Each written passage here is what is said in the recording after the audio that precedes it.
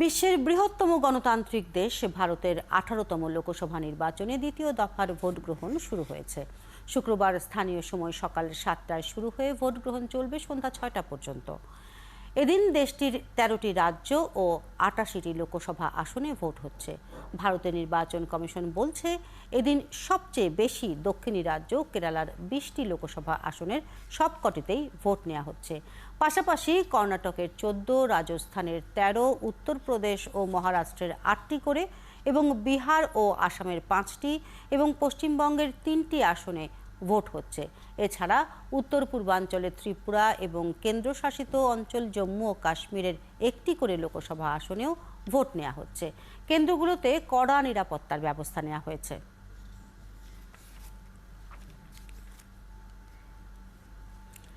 ভারতের লোকসভা নির্বাচনের আরও খবর জানবো আমরা।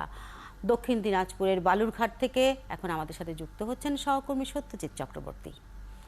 সত্যজিৎ, সকাল থেকে ভোটের কি অবস্থা দেখছেন? জানতে তো চাই সেটা অবশ্যই, এবং ভোটার উপস্থিতি কেমন দেখছেন আপনি? 1, 2, 3 ঢাকায় জমি জিতে নিন 100% ক্যাশব্যাক সহ 20 কোটি টাকার পুরস্কার। প্রথমে একটু আমি যে কেন্দ্রে দাঁড়িয়ে আছি বালুরঘাট কেন্দ্রের বালুরঘাট শহরের একটি বুথে আপনি দেখতেই পাচ্ছেন যে ভোটারদের সংখ্যা কিন্তু বেশ কম। তো স্বাভাবিকভাবেই এখানে কিন্তু তাপমাত্রা প্রায় 40 ডিগ্রির কাছাকাছি এবং সে কারণেই কিন্তু মানুষজন এখনো আসেনি।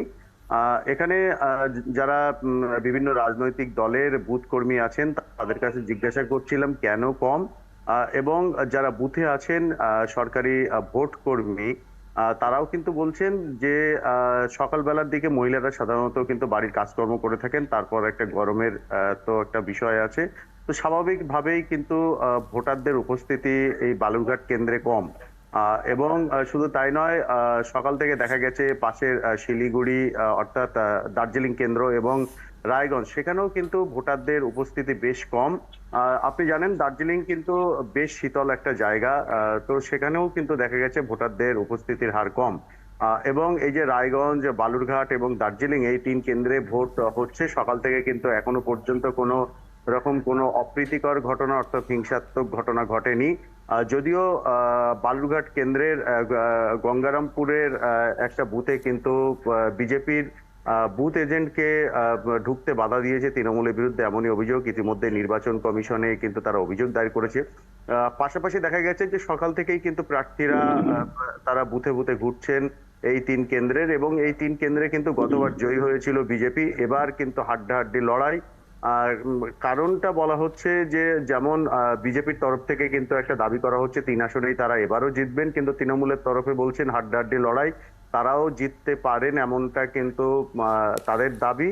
আর যারা বিশেষজ্ঞ তারা বলছেন যে রায়গঞ্জ কেন্দ্রটি কিন্তু এবার বিজেপির হাতছাড়া হতে পারে, যদিও দার্জিলিং এবং বালুরঘাট এই দুটি কেন্দ্রে কিন্তু বেশ খানিকটা হলেও এগিয়ে বিজেপি। তো স্বাভাবিকভাবেই তৃণমূলও কিন্তু এখানে টক্কর দিচ্ছে, এবং ভোট সুইং যদি 1 থেকে 3% হয় তাহলে কিন্তু বিজেপির হাতছাড়া হতে পারে। এবং ভোটারদের সঙ্গে কথা বলছিলাম যারা সকালবেলায় ভোট দিয়ে বেরোচ্ছিলেন, তারাও কিন্তু গতবারের মতো নিশ্চিত করতে পারছেন না যে এই 3 কেন্দ্র এবার বিজেপির দখলে থাকবে।